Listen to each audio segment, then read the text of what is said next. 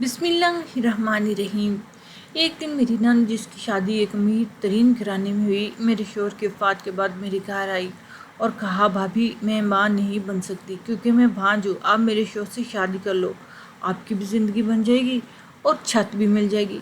मैं बहुत हैरान हुई और इनकार कर दिया, लेकिन घर बेचने की धमकी ने मुझे इसकी बात को मानने पे मजबूर किया क्योंकि उस वक़्त मैं उम्मीद से थी।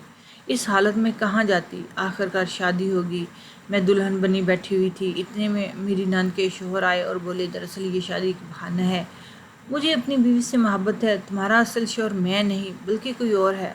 और ये कहते ही दरवाज़ा खुला और शेरवानी पहने मेरा नाम फरजाना है, मेरा तलक मतवस घराने से है, हम 3 बहनें थीं, भाई कोई नहीं था। हम तीनों ने अम्मी को कभी एहसास ही नहीं होने दिया कि उनका कोई बेटा नहीं। हर काम वक्त से पहले कर देती अम्मी। हम तीनों से बहुत मोहब्बत करती। अब्बू के वफ़ात के बाद अम्मी ने सख्त ज़िंदगी गुजारी मगर हमें किसी चीज़ की कमी नहीं होने दी। हर हाल में शुक्र अदा करने की तलकीन करती रहीं।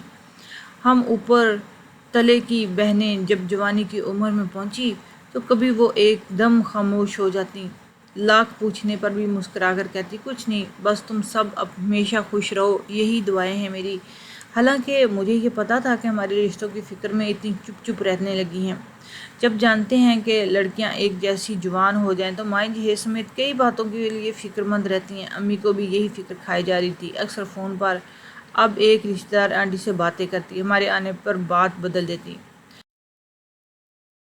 अब हम छोटे नहीं थे कि बात को समझ न सकते। बहरहाल अम्मी के लिए हम भी अनजान बन जाते और आउटपटांग हरकतें शरारतें करके अम्मी को हंसाते रहते। अब वक्त पर लगा के उठने लगा था। मैंने अपनी तालीम मुकम्मल कर ली और मेरी छोटी बहन का एक साल रह गया। अब मैंने 1 साल में नौकरी कर ली ताकि अम्मी की परेशानी कम हो जाए और मैं भी मसरूफ़ हो जाऊँ। मुनासिब तनख्वाह ही थी, बहनों की फ़ीस भी मैं अदा करती। अम्मा का हाथ बटाकर जो सुकून मिलता वो बयान से बाहर है। एक दिन मैं स्कूल में थी तो मुझे अम्मी का फ़ोन आया, अम्मी जान खैर है? हाँ बेटा, कुछ लोग तुम्हारी बहन का रिश्ता लेकर आए हैं। मैं पहले तुम्हारा रिश्ता करना चाहती हूँ, फिर किसी और का। अम्मी ने बगैर रोके सारी बात कह दी। अम्मी जी, जिसका भी आए अच्छा हो तो कर दें। ये पुरानी बातें हैं कि पहले बड़ी का हो फिर छोटी का। खुदा ने अगर रिश्ता बेचा है और आपको तसल्ली है तो अल्लाह पाक का नाम लेकर कर दें। इनके मोहल्ले में किसी से कह कर लड़के का पता करवा लें तो बेहतर है। मैंने भी अम्मी को तसल्ली दी। अच्छा तुम जल्दी आ जाना, तुम्हारा होना बहुत ज़रूरी है। मैंने कहा, जी अच्छा, मैं पूरी कोशिश करती हूँ। फ़ोन बंद करके मैंने प्रिंसिपल साहबा से छुट्टी मांगी और मजबूरी बताई। खुदा का शुक्र कि छुट्टी मिल गई। तकरीबन आधे घंटे बाद घर पहुँच गई थी। मैं किचन में अम्मी के पास गई और तफसीलन पूछा। अम्मी ने बताया कि बज़ाहिर अच्छे लग रहे हैं, बाकी तुम भी बातचीत करके देख लेना। जाओ पहले मुँह हाथ धोकर फ्रेश हो जाओ, फिर आना। मैंने कहा, जी अच्छा। मैं जल्दी से कमरे में गई, बहन से थोड़ी छेड़ छाड़ की और मुंह धोकर बाल बनाए। मेरी बहन चाय लेकर जा चुकी थी। मैं भी इधर गई, सलाम किया। अम्मी ने तारुफ करवाया, ये मेरी बड़ी बेटी है, स्कूल में पढ़ाती है, अभी आई है स्कूल से। मैं अम्मी के साथ ही सोफे पे बैठ गई। मुझे इल्म नहीं था कि लड़का भी साथ ही आया हुआ है। खैर बातें हुई, जनरल सवाल जवाब में वक्त गुजर गया। इस लड़के से 1-2 बार बेख्तियार आंखें चार हुई। किस्सा मुख्तसर, लोगों को मेरी बहन बहुत पसंद आई। वो अपनी तरफ से हाँ कर गए। हमें भी वो लोग बहुत बेहतर लगे। लड़के के बारे में पता करवाना था। हम सब बहुत खुश थे। बहन को तंग करते रहे। अम्मी ने एक दोस्त से पता करवाया कि लोग कैसे हैं। जवाब मिला कि अच्छे ही हैं। बस फिर क्या था, तैयारियां शुरू हो गई। अम्मी उठते बैठते दुआएं करती, बहुत खुश थी। रोज़ बाज़ार के चक्कर लगे, सब चीज़ें बहन की शादी की आ गई थी। हम अम्मी के कामों में भरपूर साथ दे रहे थे। दिन करीब आने लगे तो हमने ढोलकी रख ली। सब सहेलियों को रोज़ बुला लेते और मज़े मज़े के गाने गाते हुए वक्त का पता ही नहीं चला। रोज़ सब इकट्ठे होते और खूब शुगल लगाते। खाना पीना भी चलता रहा। अल्लाह का शुक्र, सब चीज़ें इसकी पसंद की थीं। वक्त पर लगा के उड़ गया था। आखिरकार वो मुबारक घड़ी भी आन पहुंची जब मेरी बहन दुल्हन बनी बैठी स्टेज पर थी।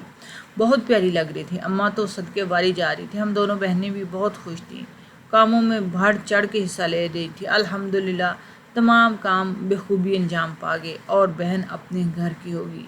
एक बात थी कि घर में बहुत उदासी हो गई थी, मगर ये तो ज़माने की रीत है और होना ही होता है।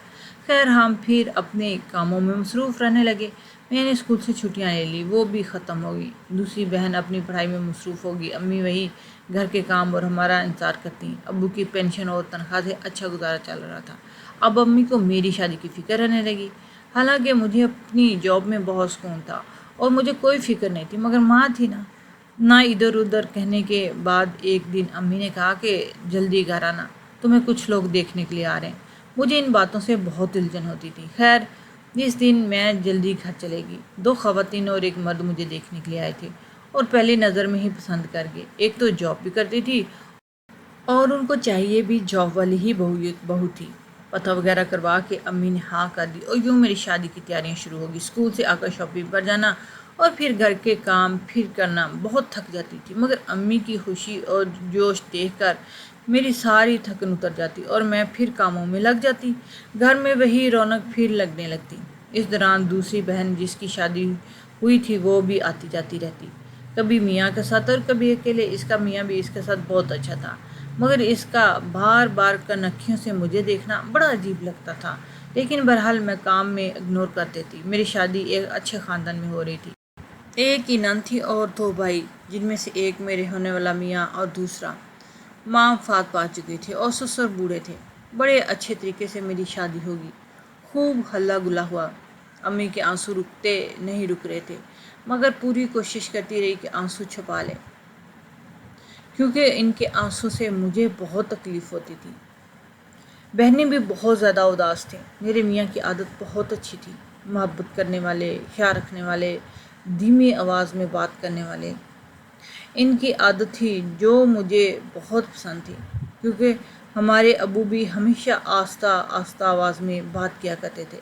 کہتے تھے اونچی آواز گدھوں کی ہوتی ہے، لہجہ دھیما رکھنا چاہیے۔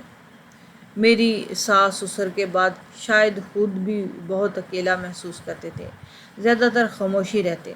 میں ان کے دل و جان سے خدمت کرتی۔ وہ بالکل بھی اپنے ابو کی طرح لگتے تھے، وہ بھی مجھ سے بہت زیادہ خوش تھے۔ نند شادی شدہ تھی، امیر گھرانے میں بیاہی گئی تھی، مطلب بھائی نے پہلے بہن کی شادی کی پھر اپنی۔ ہونا بھی یہی چاہیے۔ بظاہر اچھی طبیعت کے مالک لگتی تھی، مگر کچھ باتوں میں لگتا تھا جیسے وہ مجھ سے جیلس بھی ہوتی ہے، پتہ نہیں کیوں، مگر اس کا انداز ایسا ہی تھا۔ حالانکہ میں اس کے آنے پر خوب خاطر مدارت کرتی تھی، اکلوتی ہونے کے ناطے اس کے نخرے بھی اٹھاتی تھی، اور بھائی خوشی سے اس کے نخرے اٹھاتے تھے۔ کبھی کبھی کچھ تھوڑی سی نک چڑی سی لگتی تھی۔ میری ذرا سی غلطی پر طنز کرنے سے گریز نہیں کرتی تھی۔ مجھے حیرت ہوتی تھی کہ اپنے گھر میں سے زیادہ وہ ہمارے گھر آ جاتی۔ شاید 5 سال شادی کو ہو گئے تھے، مگر کوئی بچہ نہیں ہوا تھا، اس لیے وہ وقت گزارنے یہاں آ جایا کرتی۔ اس کا خاوند اچھا تھا، شریف سا اور زیادہ خاموش رہنے والا۔ نند بتاتی تھی کہ اس کا میاں اس سے بہت زیادہ محبت کرتا ہے، بچے نہ ہونے کے باوجود بھی کبھی دوسری شادی کا سوچا بھی نہیں تھا۔ اتنا پیسہ بھی ہے، مگر کبھی تانے نہیں دیے۔ اللہ کے کاموں میں کس کا دخل ہو سکتا ہے بھلا؟ یہ تو بڑی خوش قسمتی کی بات ہے کہ میں مسکرا کر اسے کہتی اور بہت ساری دعائیں دیتی۔ میری بہن کی شادی بھی امی نے ایک اچھے لڑکے کے ساتھ طے کر دی۔ اچھا کماتا تھا، خاندان بھی اچھا تھا، ہم بہنیں ہی آتی جاتی رہتی تھیں۔ شادی کی تیاریوں میں امی کا بھرپور ساتھ دیا۔ اللہ کا شکر ہے سب کام بخوبی سر انجام پا گئے اور ہماری تیسری بہن بھی اپنے گھر کی ہو گئی۔ امی کی ذمہ داریاں تقریباً ختم ہی ہو گئی تھیں، بس اب دعا میں لگی رہتی تھی کہ اللہ میری بیٹیوں کو ہمیشہ خوش و خرم اور آباد رکھے، آمین۔ امی کو ایک کام والی رکھوا دی تھی۔ ان کا اکیلا پن ہم سے برداشت نہیں ہوتا تھا اور سسرال کی وجہ سے ہم ان کو اپنے ساتھ رکھ نہیں سکتے تھے۔ نہ امی بیٹیوں کے گھر رہنا چاہتی تھیں، ہم بہنیں چکر لگاتی رہتیں۔ امی اب بیمار رہنے لگی تھی۔ ہم تینوں کی بیماری کی وجہ سے خاصی پریشانی اور فکر مندی بڑھتی جا رہی تھی۔ سب ٹیسٹ کروائے اور سب کلیئر آئے تھے، پھر نہ جانے کیوں امی کی طبیعت ڈاؤن ہی ہوتی جا رہی تھی دن بدن۔ ہم دونوں باری باری امی کے پاس رہنے لگی۔ اس دن امی ساری پرانی باتیں کرتی رہیں۔ ہم تینوں کو بہت پیار کیا اور دعائیں دیں ابو کی باتیں بتاتی رہیں، ہمارے بچپن کی باتیں ہمیں بتاتی رہیں، خوب ہنسی مذاق چلتا رہا۔ پھر ہم کام والی کو ہدایت دے کر اپنے اپنے گھروں میں واپس آ گئے۔ اگلے دن آنے کا وعدہ کر کے گھر آ گئے۔ پھر وہی کام رات کو۔ میرا دل بہت گھبرا رہا تھا، پتہ نہیں نیند ہی نہیں آ رہی تھی۔ میرے میاں جی اٹھ کر پوچھنے لگے، خیریت ہے؟ سو نہیں رہی؟ طبیعت تو ٹھیک ہے؟ میں نے کہا پتہ نہیں، میرا جی بہت گھبرا رہا ہے، طبیعت تو ٹھیک ہی ہے، بس امی کی طبیعت کی وجہ سے تھوڑی پریشان ہوں۔ اگر اس وقت فون کیا تو وہ اور پریشان ہو جائیں گے۔ انہوں نے تسلی دی اور دعا کا کہہ کر سو گئے، اور میں تمام رات جاگتی رہی۔ فجر کی نماز پڑھنے کے بعد میں نے سب سے پہلے کام یہی کیا کہ امی کو فون۔ مجھے پتہ تھا کہ وہ اس سے پہلے کی اٹھی ہوتی ہیں۔ بیل جاتی رہی مگر کسی نے فون نہیں اٹھایا۔ میں بہت گھبراہٹ سی محسوس کرنے لگی۔ میں نے میاں جی سے کہا کہ ابھی چلیں، خدا کے لیے انکار نہ کریں، میرا دل بہت بے چین ہے۔ وہ فوراً مان گئے۔ خدا خدا کر کے راستہ پورا ہوا اور امی کے دروازے پر دستک دینے لگے۔ 2-3 بار زور زور سے دستک دی، پر کام والی نے دروازہ کھولا۔ بی بی آپ اس وقت؟ وہ حیرانی سے بولی۔ یہ بتاؤ امی کیسی ہیں، کہاں ہیں؟ ہم نے اندر جاتے ہوئے پوچھا۔ وہ تو سو رہی ہیں۔ اس نے کہا سو رہی ہے؟ بے وقوف، وہ کبھی بھی اس وقت نہیں سوتی۔ تم نے چیک کیا؟ بخار تو نہیں؟ میں تیزی سے کمرے کی طرف جاتے ہوئے بولی۔ میں بڑی حیران تھی کہ اس کے چہرے پر عجیب سا نور تھا، بہت مطمئن لگ رہی تھی۔ مجھے لگا 2 راتوں سے جاگنے کے بعد شاید آج ٹھیک سے نیند آئی، مگر جب میں نے پیار کے ساتھ ماتھے پر ہاتھ رکھا تو ماتھا بالکل ٹھنڈا تھا۔ میاں نے جلدی سے نبض دیکھی، ان کا منہ کھلے کا کھلا ہی رہ گیا۔ انہوں نے میری طرف دیکھ کر آہستہ سے کہا، انا للہ پڑھا۔ میری حالت غیر ہو گئی تھی۔ نہیں، ایسے کیسے ہو سکتا ہے؟ امی ہمیں چھوڑ کر کیسے جا سکتی ہیں؟ نہیں، ڈاکٹر کو بلائیں۔ میں نے زور زور سے رونا شروع کر دیا۔ میاں نے میری تسلی کے لیے ڈاکٹر کو بھی بلا لیا، ساتھ میری دونوں بہنوں کو بھی فون کر دیا۔ ڈاکٹر بھی آ گیا اور اس نے چیک اپ کیا، اور اس نے نفی میں سر ہلا دیا، بولا ان کو فوت ہوئے تقریباً 5 گھنٹے گزر چکے ہیں۔ میں دیکھ کے حیران رہ گئی اور رونے لگ گئی۔ مجھے اپنے کانوں پہ یقین نہ آیا۔ ہم بہنیں ایک دوسرے سے لپٹ کر بہت روئیں۔ سارا دن رو رو کے گزر گئے۔ ہم تینوں بہنیں اب اپنے اپنے گھر واپس آ چکی تھیں، بہت اداس تھیں، خود کو سنبھالنا مشکل لگ رہا تھا، مگر مرنے والوں کے ساتھ کون مرتا ہے؟ زندگی تو اپنی سانس تک گزارنی پڑتی ہے۔ امی کی وفات کے کچھ ہی دن ہی گزرے تھے کہ میرے سسر بھی اللہ کو پیارے ہو گئے۔ بیچارے بوڑھے تھے اور تھے بہت نیک۔ جیون ساتھی نہ رہے تو زندگی اجیرن ہو جاتی ہے۔ میری امی نے بھی یہ دکھ جھیلا تھا، اور میرے سسر کی وفات کے بعد میاں جی بہت اداس رہنے لگے تھے۔ نند بھی بہت روئی۔ چند دن بعد وہ واپس اپنے گھر چلی گئی۔ چند دنوں بعد مجھے اندازہ ہو گیا کہ میں پریگننٹ ہو چکی ہوں۔ ہمارے گھر میں خوشی اور غم دونوں ساتھ ساتھ تھے۔ مجھے محسوس ہوا کہ میری نند اس بات سے خوش نہیں ہے۔ وہ مجھے بڑی عجیب نظروں سے دیکھتی تھی، کبھی کبھی بلا وجہ دانت ہی پیستی رہتی، جیسے غصے کو کنٹرول کر رہی ہو سکتا ہے اس کو اپنی کمی کا احساس ہوتا ہو۔ میں یہی سوچ کے اگنور کرتی رہتی تھی۔ ویسے بھی سب کا کہنا تھا کہ اچھے خیالات ان حالات میں رکھنے چاہیے، بچے پر اچھا اثر پڑتا ہے۔ میرے میاں اب اور زیادہ میرا خیال رکھنے لگے تھے۔ انہیں میری اور بچے کی بڑی فکر تھی، کھانے پینے کا بھی بہت خیال رکھتے تھے، ہر نعمت لا کر دیتے تھے۔ ابھی چند ماہ کی پریگننسی تھی کہ ایک دن دوپہر کے وقت شدید نوعیت کا ایکسیڈنٹ ہوا۔ کسی نے فون کر کے بتایا تو ہم بھاگے بھاگے ہاسپٹل پہنچے۔ وہ تو خون میں لت پت تھے۔ وہاں جا کے پتہ چلا کہ میاں جی تو موقع پر ہی اپنے خالق حقیقی سے جا ملے تھے۔ میں تو چکرا کے رہ گئی، میری تو دنیا ہی اندھیر ہو گئی تھی۔ اوپر تلے کئی اموات میں مجھے توڑ کے رکھ دیا تھا۔ میں چند گھنٹے سکتے میں رہی۔ خواتین اور بہنوں نے ہلا ہلا کر رونے کو کہا، بڑی مشکل سے آنسو نکلے اور پھر ایسے رواں ہوئے کہ خوش نہ ہوتے تھے۔ میرا سب کچھ اجڑ گیا تھا، ایسے لگتا تھا کہ زندگی سڑک بن کر رہ چکی ہے۔ سامنے کچھ بھی نہیں، سب نے بہت ہمت اور حوصلہ دیا۔ مجھے بھی اپنے ہونے والے بچے کے لیے زبردستی جینا تھا، مگر اب ہوگا کیا؟ نہ خامند رہا نہ سسر، میں اکیلی رہ گئی، نہ کوئی آگے نہ کوئی پیچھے۔ بہنیں گھر کو تو نہیں رہ سکتی تھیں، ان کی اپنی اپنی مجبوریاں تھیں۔ نہیں کچھ سمجھ آتا تھا کیا کرنا چاہیے، کیا نوکری کروں؟